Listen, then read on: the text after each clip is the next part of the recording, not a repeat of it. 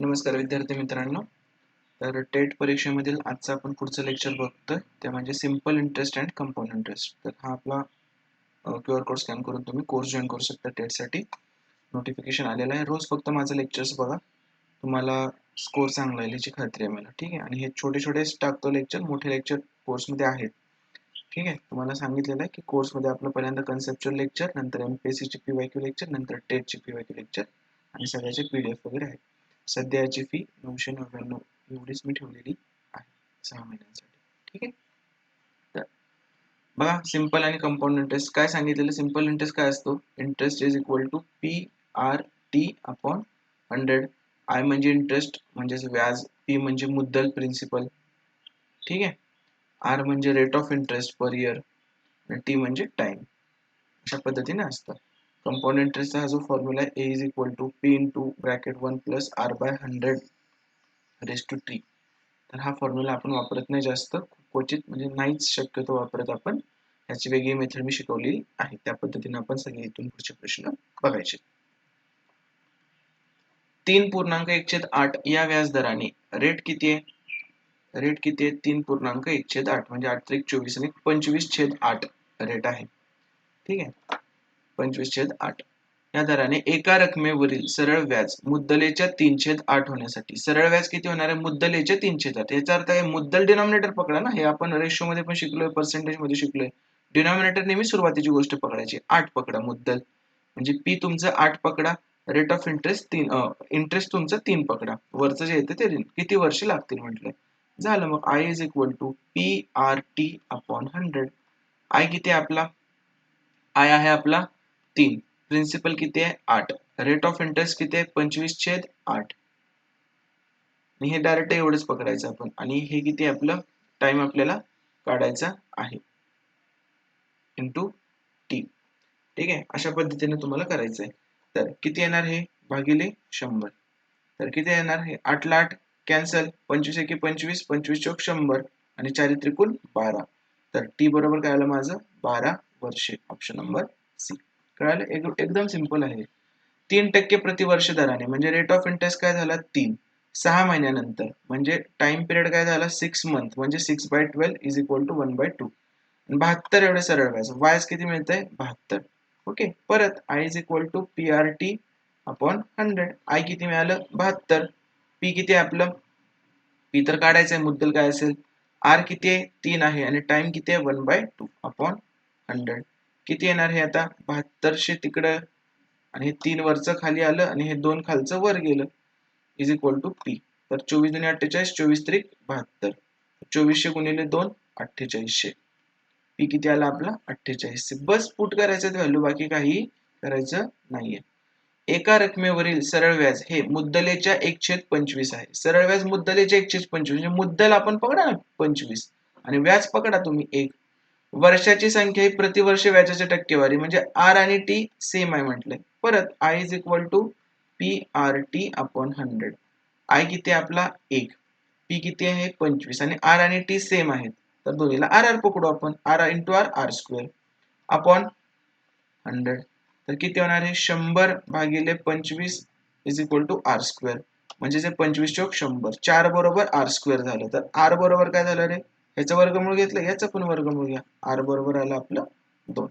सोपं सोपं चाललेलं आहे. कन्सेप्टचे लेक्चर बघायचे. कन्सेप्ट मध्ये खूप मोठं आणि व्यवस्थित हळूपणे घेतलेलं आहे आपण. आता हे फक्त तुम्हाला सोडवून दाखवते की काही आपण शिकवलेल्याच्या बाहेरचं पडत नाही, त्याच्यासाठी सगळं चाललेलं आहे. रितेशने मीनूकडून 3 वर्षांसाठी सरळ व्याजाने 15% प्रतिवर्ष दराने 18,350. तर रितेशद्वारे दिलेली रक्कम किती? ठीक आहे. सरळ व्याज आहे, घेतले किती? 18,350. किती टक्क्याने? 15%. किती वर्षांसाठी? 3 वर्षांसाठी. झालं. काढा. तुम्हाला एका शून्याला हे एक शून्य गेले. 5 त्रिक 15, 5 दुनी 10, 3 त्रिक 9, 9 5 45, 9 त्रिक 27 आणि 4 31, 9 8 72 आणि 3 75, 9 1 9 7 16, 16 515 भागिले 2. काय आलं मग? हे व्याज येणार आहे बे 16, बे 4, बे 10, बे 14, बे 10, 8,257.5 व्याज आलं. आपल्याला त्यांनी काय दिलेली रक्कम विचारली, म्हणजे रास. रास म्हणजे काय असते? अमाऊंट. म्हणजेच काय? मुद्दल अधिक व्याज, म्हणजे शेवटी एकूण द्यायचं किती आहे ते वालं. मग ह्याच्यात तुम्ही मुद्दल मिक्स करा, 18 350 तर द्यायचंच द्यायचं आणि वरून वरचं व्याज पण द्यायचं. 26,607.5 ऑप्शन नंबर 3. ठीक आहे, सोपे प्रश्न आहेत, जास्त काही अवघड नाही. 4 वर्षांसाठी पाहिजे. ठीक आहे, प्रश्न आपण तयार केला उत्तरावरून. तर मला सांगा 3 वर्षांसाठी 5% दराने म्हणजे 15%, 4 वर्षांसाठी 4% दराने म्हणजे 16%. तर फरक किती आहे? 1%चा. किती मुदलीवर रे? 1000 मुदलीवर 1%. तर 100 वर 1000 मुदलीवर 1% काढायचा आपल्याला, तर 10 रुपयांचा फरक असेल. हे सगळं आपलं शॉर्टकटनी तिथं झालेलं आहे, की तुम्हाला हे डिटेल काढायला लागत नाही. पहिला इंटरेस्ट, दुसरा इंटरेस्ट असलं काही करायला लागत नाही.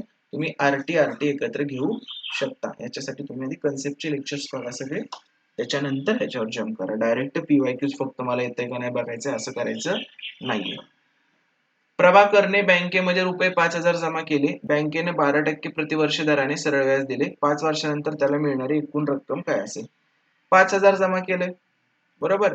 12% दराने 5 वर्षांसाठी डिवायडेड बाय 100. 2 शून्य गेले. 12 पंचे 60, 60 गुणिले 50, 6 पंचे 30 आणि 2 शून्य, 3,000 रुपये त्याला व्याज मिळेल. पण त्याला एकूण रक्कम किती मिळेल रे? आधीचे 5,000 त्याची मुद्दल आणि हे व्याज 3,000, अशी टोटल त्याला 8,000 रुपये मिळतील. ओके, सो पुढचा प्रश्न बघा. प्रतिवर्ष सरळ व्याज दराने एका विशिष्ट रकमेवर 10 वर्षांसाठीचे व्याज हे त्या रकमेच्या 2/5 एवढे आहे. रकमेच्या 2/5 म्हणजे व्याज 2 असेल तर ती रक्कम 5 पकडू. तर सरळ व्याज एका विशिष्ट रकमेवर 10 वर्षांसाठीचे, तर 10 वर्षांसाठीचे तर व्याजाचा दर रेट विचारलाय. झालं, एवढंच आपण मगाचपासून केलं. शून्याला शून्य घालवले, 5 एके 5, 5 दुनी 10 आणि बेदुनी 4. आर बरोबर काय ना 4. प्रतिवर्ष सरळ व्याज दराने एका विशिष्ट रकमेवर 10 वर्षांसाठीचे व्याज हे त्या रकमेच्या 2/5 एवढे आहे. म्हणजे ती रक्कम 5 असेल तर ते व्याज 2 असणार. त्या 5च्या किती टक्के दराने? आणि 10 वर्षांसाठीचं, तर हे 2 बेदुनी 4%. आर काय येणार? व्याजाचा दर काय येणार? 4%. पुढे 6800 चे 2 भागांमध्ये विभाजन करा, ज्यामुळे 3.1/3 वर्षामध्ये पहिल्या भागावर 6% दराने असलेले सरळ व्याज हे दुसऱ्या भागावरील 4% प्रतिवर्ष दराने 3.1/2 वर्षांसाठीच्या सरळ व्याजा एवढे असेल. ह्याचे 2 भागात विभाजन करायचे आपल्याला. ठीक आहे, तर पहिला भाग म्हणतो मी एक्सच आहे, तर दुसरा भाग काय येणार? 6800 मायनस एक्स. तर त्या एक्स वर काय झालंय? 3.1/3 वर्ष म्हणजे 3.1/3 म्हणजे काय असतं? 3 त्रिक 9 1 10/3. 10/3 वर्षामध्ये पहिल्या भागात 6% दराने, ह्याचा दर 6%. हे कशाच्या बरोबर आहे? ह्याचं सरळ व्याज कशाच्या बरोबर आहे? याच्यावर 4% दराने किती वर्षांसाठी? 3.1/2 म्हणजे 3 दुनी 6 आणि 1 7/2, 7/2 वर्षाच्या बरोबरीनं आहे. तर तुम्हाला काय सांगायचंय? तर 2 भागात विभाजन करा. तर ते 2 भाग सांगायचे. एक तर हे 100-100 कॅन्सल झाले एकमेकांना. करेक्ट. आता उरलं काय? 3 दुनी 6, 20 एक्स उरलं इथं. इथं उरलं 20 एक्स. इकडे काय उरलं? बे एक बे, बे दोन्ही 4, 14. आणि हे काय उरलं मग? 6800 गुणिले 14 वजा 14 एक्स. बरोबर? तर 14 एक्स तिकडे पाठवलं मी. किती उरलं? 6 20 आणि 14 34. 34 एक्स बरोबर 6800 गुणिले 14. मी गुणाकार करतच नाहीये, कारण करायची गरज नाही पडत. का करत नाही? 34 दुनी 68 होत असतं कधीतरी. ठीक आहे, त्यामुळे हे 2 शून्य. तर एक्स बरोबर काय आलं? 14 दुनी 2800. पहिला भाग काय झाला आपला? 2800. मग दुसरा भाग काय होणार आपला? 4000, कारण दोघांची बेरीज आपल्याला 6800 पाहिजे. दोघांची बेरीज आपल्याला किती पाहिजे? 6800 पाहिजे. ओके, हे एलिगेशन पण येतंय, ते सुद्धा मी कन्सेप्टच्या लेक्चर मध्ये सगळं सांगितलेलं आहे. एका रकमेवरील 5% प्रतिवर्ष दराने 2 वर्ष आणि 3 वर्षांसाठीचे सरळ व्याज अनुक्रमे 100 आणि 150 रुपये आहे. तर मुद्दल काढायचे. तर बघा, 5 दुनी 5% आहे, एकदा 2 वर्षांसाठी आहे, 5% आहे एकदा 3 वर्षांसाठी. टोटल किती रे? 10%. टोटल किती रे? 15%. फरक किती आहे? 5%. फरक किती आहे? 5% व्याजाचा. आणि आता ह्या रेटचा आणि ह्या व्याजाचा फरक किती आहे? 50. म्हणजे आपल्या 5%ला ते काय म्हणतात? 50 म्हणतात. तर आपल्या 100ला काय म्हणतील?